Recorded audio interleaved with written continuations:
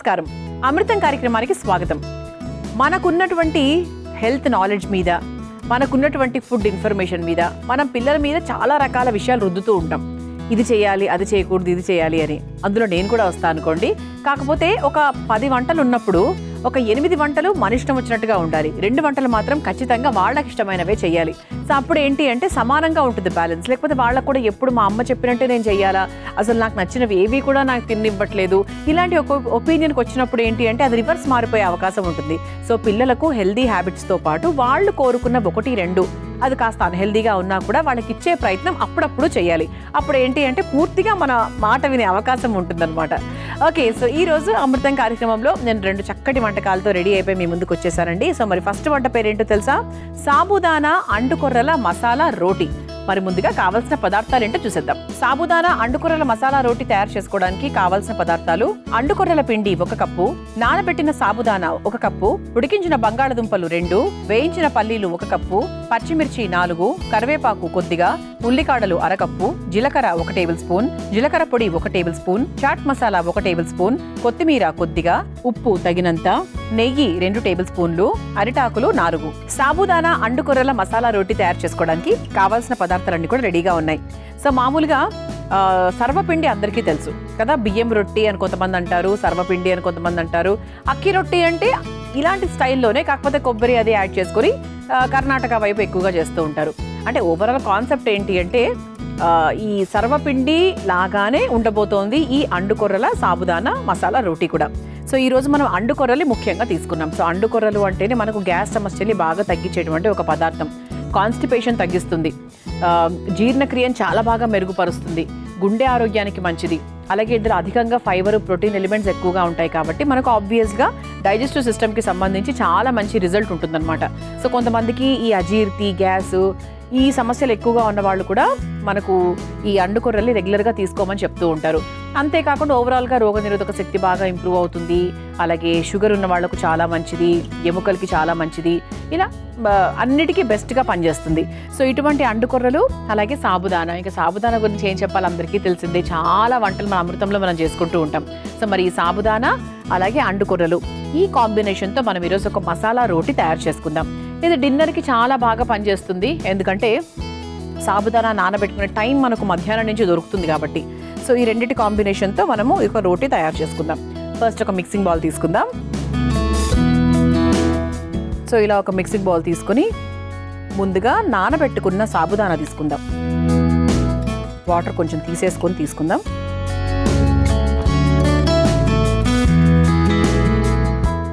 Okay, ఆ తర్వాత ఇదిగోండి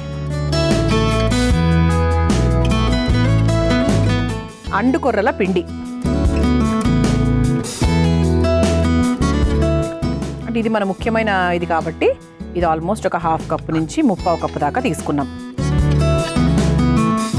ఆ తర్వాత ఇందులో బంగాళదుంపలు, ఉడకబెట్టిన బంగాళదుంపలు చిదిమేసి వేసేసుకుందాం.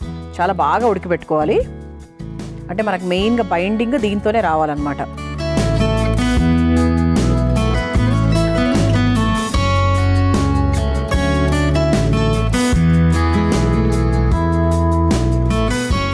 ఓకే, ఆ తర్వాత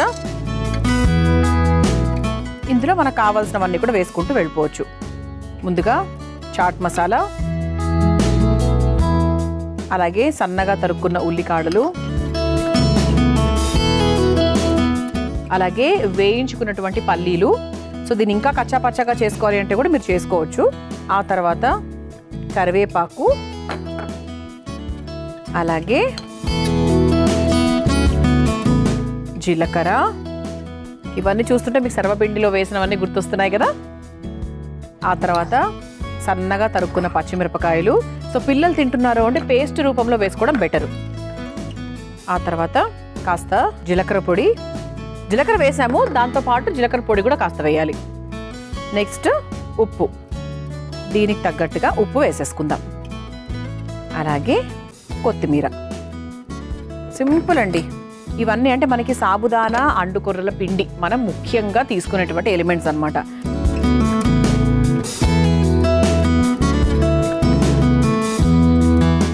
ఓకే, ఇలా మనకు పిండి రెడీ అయిపోయింది. ఇప్పుడు ఒక అరిటాకు తీసుకుందాం. ముందు అరిటాకుకు కాస్త నెయ్యి రాసుకుందాం. నెయ్యో నూనె వాట్ ఎవర్ మన ఇంట్లో ఏది ఉంటే అది రాసేసుకొని ఒకసారి స్ప్రెడ్ చేసుకుందాం. ఈలోపు ఒకసారి స్టవ్ కూడా వెలిగించేసుకుందామా, మనకు పెనం కూడా వేడవుతూ ఉంటుంది.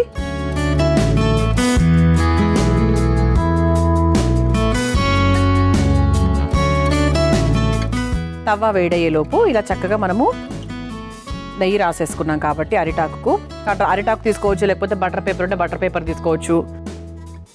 ఎందుకంటే అందరి ఇళ్లలో రెడీగా అరిటాకు ఉండాలన్న రూల్ ఏం లేదు కాబట్టి అర్థం చేసుకోగలము. పండగల టైంలో అంటే మనం తెచ్చుకుంటాం అదే పనిగా. సో మామూలు టైంలో చేసుకోవాలి అనుకున్నప్పుడు మీరు బటర్ పేపర్ తీసుకోవచ్చు, ఈజీగా వస్తుంది. అంటే అసలు కొంతమంది ఏంటి అంటే దీన్ని ఈ పెనానికే తడుతూ ఉంటారు, ఇట్లా తట్టేస్తారు.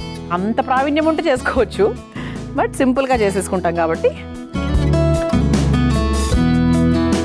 ఇలా చక్కగా చేత్తోనే కాస్త నెయ్యి సహాయం తీసుకుంటూ అంటే జారుతుంది నీట్గా, అంటే మనకి కరెక్ట్గా వస్తుంది అనమాట. లేకపోతే వాటర్ సహాయం కూడా తీసుకోవచ్చు. మధ్య మధ్యలో నీళ్లు ఉపయోగించుకుంటూ కూడా మీరు ఇలా తట్టచ్చు. సో మీ అందరికీ తెలుసు ఇది మరీ పల్చగా రాదు, పల్చగా రాకూడదు కూడా. ఇది కొంచెం మనకు లావుగానే ఉండాలి. మరీ పల్చగా ఉంటే అది మనకి ఏదేదో అట్టులాగా చపాతీలాగా అయిపోతుంది కదా. మన రోటీ అన్నం అయినప్పటికీ కూడా కొంచెం మనం సర్వపిండి లాగా చేసుకుంటున్నాం అనమాట. ఎందుకు సర్వపిండి అని 1-2 సార్లు ఎక్స్ట్రా చెప్తున్నాను అంటే మీకు అర్థమయ్యే భాషలో, అంటే ఎలా ఉంటుంది కన్సిస్టెన్సీ, దీన్ని ఎలా చేస్తున్నాము అనే డౌట్స్ రాకుండా అనమాట. ఇలా మనకి ఇక్కడ పల్లీలు బయటికి రాకుండా నీట్గా తట్టేసుకుంటున్నాం.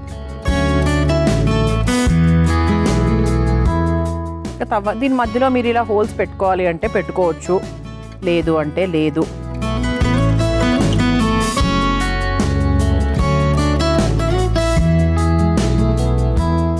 ఓకే, సో ఇలా మనకి ఈ మాత్రం లావుగా తయారు చేసుకున్నాం మన మసాలా రోటీ. సో ఇప్పుడు దీన్ని చక్కగా తవ మీద వేసేసుకుందాం.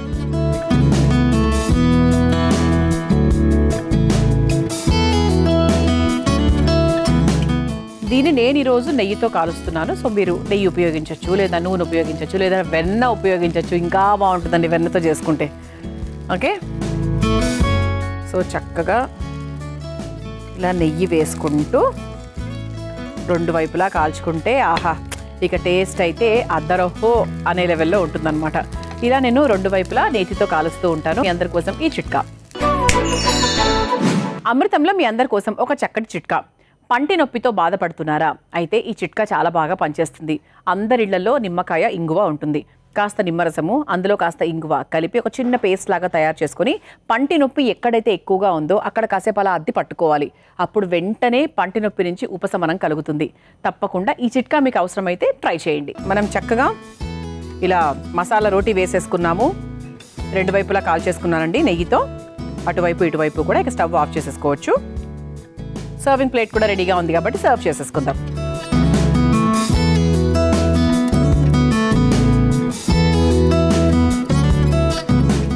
సాబుదానా అండుకొర్రల మసాలా రోటీ మొత్తానికి రెడీ అయిపోయిందండి. చాలా చాలా సాత్వికంగా రెడీ చేసాము. ఎందుకంటే అండుకొర్రల పిండి అలాగే సాబుదానా మంచి కాంబినేషన్స్. యాక్చువల్గా బంగాళదుంప కూడా వేసాం కాబట్టి డెఫినెట్గా చాలా టేస్టీగా ఉంటుంది. మరి మీరు తయారు చేసుకోవాలనుకుంటున్నారా?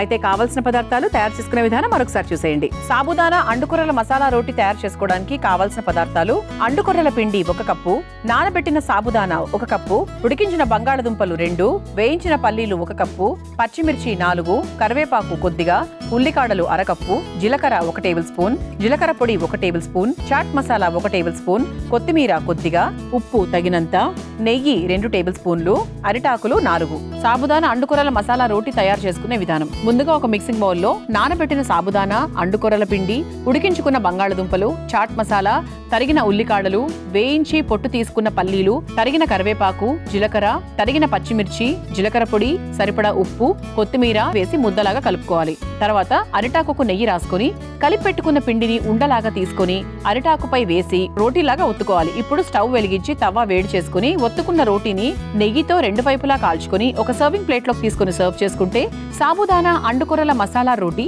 రెడీ.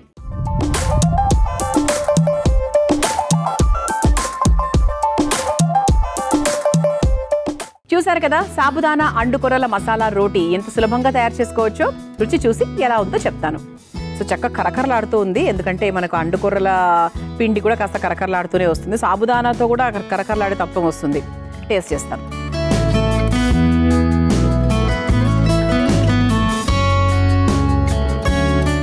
ఖచ్చితంగా చాట్ మసాలా అవన్నీ కూడా వేయండి, బికాస్ దాంతో టేస్ట్ కొంచెం డిఫరెంట్గా మారిందనమాట. చాలా బాగుందండి, కరకరలాడుతూ ఉంది, కమ్మగా ఉంది, టేస్టీగా ఉంది. ఇంకంతకన్నా ఏం కావాలి చెప్పండి. అన్నిటికన్నా తోటి చాలా హెల్దీ, తప్పకుండా ట్రై చేయండి. సో ఇప్పుడు నెక్స్ట్ అమృతంలో నేను తయారు చేయబోయే నెక్స్ట్ వంట పేరేంటో తెలుసా? వెలక్కాయ పచ్చడి. సో వెలగ పండు ఎలిఫెంట్కి, ఏనుక్కి చాలా చాలా ఇష్టమైనటువంటి పండు కదా. అలాగే మనకు వినాయకుడి పూజలో కూడా ఖచ్చితంగా వెలక్కాయని మనము నైవేద్యంగా పెడుతూ ఉంటాము ఆ పత్రిలో.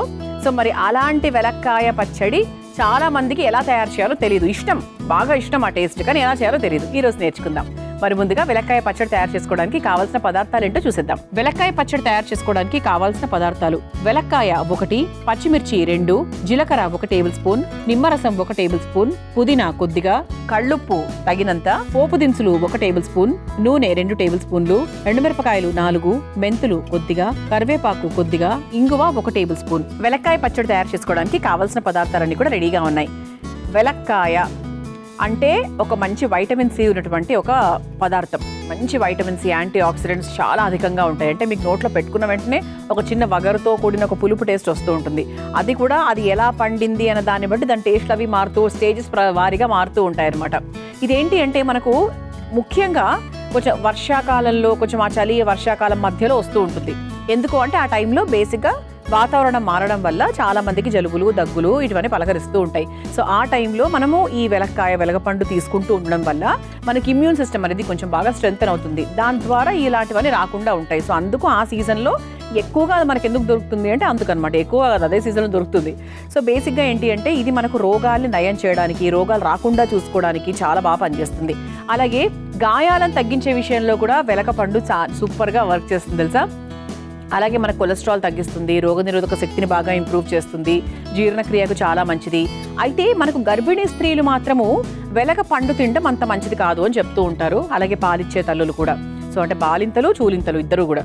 సో ఇలా మనకు చక్కగా వాళ్ళు కాకుండా మిగతా వాళ్ళందరూ కూడా ఆయా సీజన్స్లో సీజనల్ ఫ్రూట్స్ అంటాం కదా, అందుకే సీజనల్ ఫ్రూట్స్ని ఖచ్చితంగా మనం తీసుకోవాలి, లేదంటే ప్రాబ్లం. సో సీతాఫలం తింటే జలుబు వస్తుంది అంటారు, ఒకసారి వస్తుంది, రెండోసారి రాదు. సో దానివల్ల మనకు కలిగే ఉపయోగాలు ఉంటాయి కాబట్టే చెప్తారు ఆ టైంలో తినమని చెప్పి. సో అటువంటి చక్కటి వెలగకాయతో మనం ఈరోజు పచ్చడి తయారు చేసుకోబోతున్నాం. సో ఫస్ట్ మనం ఏం చేయాలంటే చాలా సింపుల్ అండి. ఒక మిక్సింగ్ బౌల్ తీసేసుకుందాం. సో దీంట్లో ముందుగా ఇదిగోండి వెలక్కాయ. మనకు మామూలుగా ఈ వర్షాకాలంలో చాలా ఎక్కువగా దొరికేటువంటి ఒక పదార్థం కాబట్టి ఇది ఎక్కడ పడితే అక్కడ దొరుకుతుంది. సో దీన్ని చక్కగా తీసేసుకుందాం ఒక బౌల్లోకి. అలాగే దీంట్లో మనం పచ్చిమిరపకాయలు తీసుకుందాం. కొంచెం పచ్చడి కాబట్టి ఖచ్చితంగా ఒక మూడు పెద్ద వేసేసాను. ఆ తర్వాత రాళ్ళుప్పు, అలాగే ఇందులో కాస్త పుదీనా మంచి ఫ్లేవర్ కోసం, అలాగే కాస్త జీలకర్ర ఇందులో కూడా వేసుకుందాం, మళ్ళీ పోపులో కూడా వేసుకుందాం. ఓకే, సో ఇప్పుడు దీంట్లో మనకు కారము, ఉప్పుకు కావాల్సినవన్నీ కూడా ఉన్నాయి. ఇది చక్కగా మనము నీళ్ల సహాయం అవసరమా అంటే మోస్ట్లీ అవసరం లేకుండానే చూసుకుందాం. ఎందుకంటే వెలక్కాయ ఈ పేస్ట్లో ఉన్నటువంటి వాటర్ ఏదైతే ఉందో అది మేబీ సరిపోవచ్చు, లేదంటే ఒక్క స్పూన్ వరకు యాడ్ చేసుకోండి అండి. ఇంత క్వాంటిటీ తీసుకుంటే ఎక్కువ వాటర్ యాడ్ చేసుకునే అవసరం అయితే లేదనమాట. సో దీన్ని నేను రుబ్బుకొని తీసుకొచ్చేసిన తర్వాత నెక్స్ట్ ప్రాసెస్ ఏంటనేది ఎక్స్ప్లెయిన్ చేస్తాను. చూస్తారా, ఇలా చక్కగా మనము పచ్చడి తయారు చేసేసుకున్నాము. అంటే ఈ కన్సిస్టెన్సీ అనమాట, మామూలు థిక్ పచ్చడి, ఇక అందరికీ తెలిసిందే, అది కొత్తగా చెప్పేదేం లేదు. సో ఇప్పుడు నెక్స్ట్ ఏంటి అంటే మనం పోపు తయారు చేసుకోవాలి. ఓకే, సో ఫస్ట్ ఇక్కడ మనకు పోపు పెనం కూడా రెడీగా ఉంది కాబట్టి పోపు వేసేసుకోవడానికి స్టవ్ వెలిగించేసుకుందాం.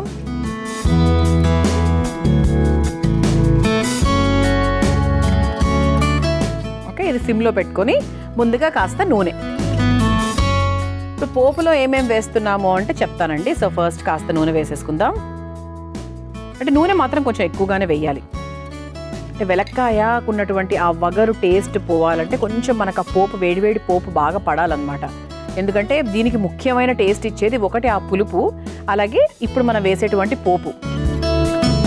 సో ఫస్ట్ ఇదిగోండి మామూలుగా దినుసులు ఉంటాయి కదా, మనమా పోపు దినుసులు. సో వాటిని పప్పులు ఎక్కువ కావాలంటే కొంచెం ఎక్కువ వేసుకోండి, తక్కువ కావాలంటే తక్కువ వేసేసుకోండి.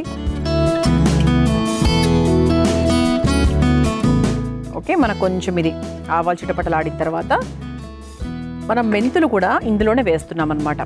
సో మామూలుగా అయితే కొన్ని పచ్చళ్ళల్లో మనం మెంతులు వేయించేసుకొని ఆ తర్వాత పచ్చళ్ళు రుబ్బుకునేటప్పుడే వేసుకుంటూ ఉంటాము. కొన్నిట్లో మాత్రం ఇలా పోపులో వేస్తూ ఉంటాము.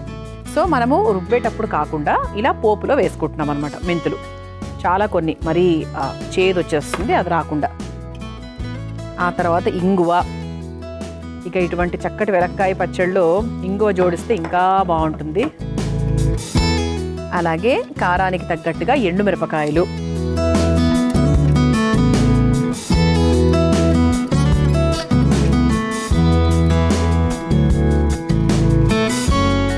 అసలు ఇంగువ వేస్తే అసలు ఆ టేస్టే వేరండి. అసలు ప్రతి దేంట్లో చూసుకున్నా కూడా స్మెల్ అలా విస్తరిస్తుంది అనమాట, మొత్తం ఊరూరా వాడవాడలాగా.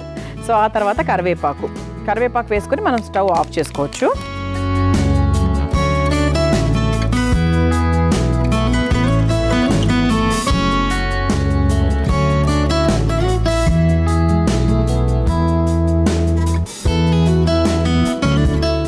సో మనకు పోపు రెడీ అయిపోయింది కాబట్టి ఇదే పోపులో ఈ వెలక్కాయ పచ్చడిని వేసుకొని ఒక్క 2 నిమిషాల పాటు వేయించేసుకుందాం. కొంచెం మనకు ఆ పిసరు ఆ పచ్చివాసన ఉంటే కూడా పోతుందన్నమాట.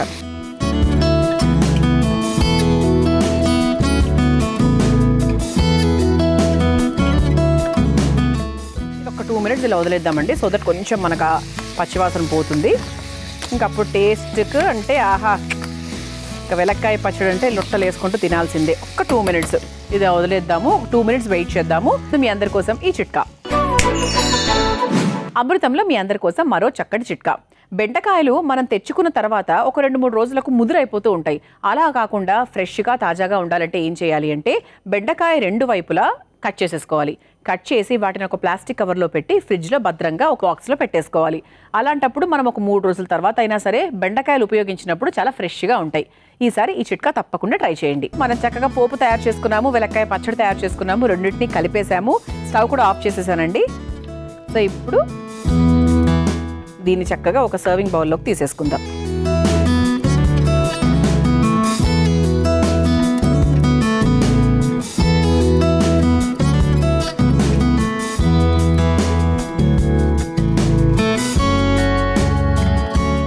ఇది లైట్గా మనకు లైట్ చల్లారింది కూడా కాబట్టి నిమ్మరసం పైన నుంచి కొంచెం మనం ఇలా పిండేసుకుందాం.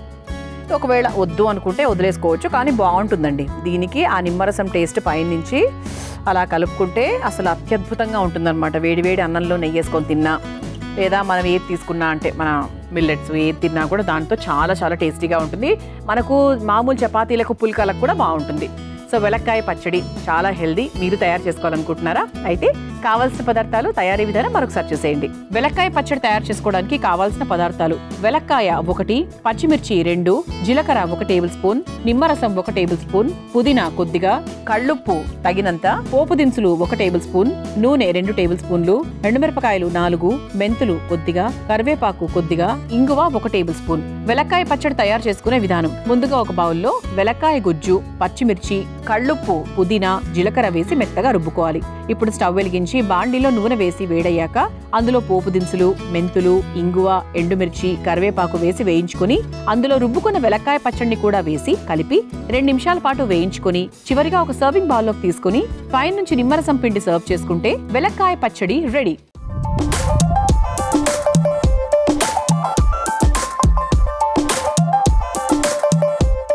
చూసారు కదా వెలక్కాయ పచ్చడి ఎంత సులభంగా తయారు చేసుకోవచ్చో. రుచి చూసి ఎలా ఉందో చెప్తాను.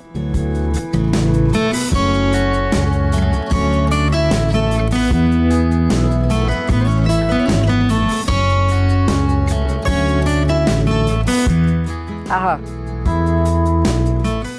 పుల్లగా ఉంది.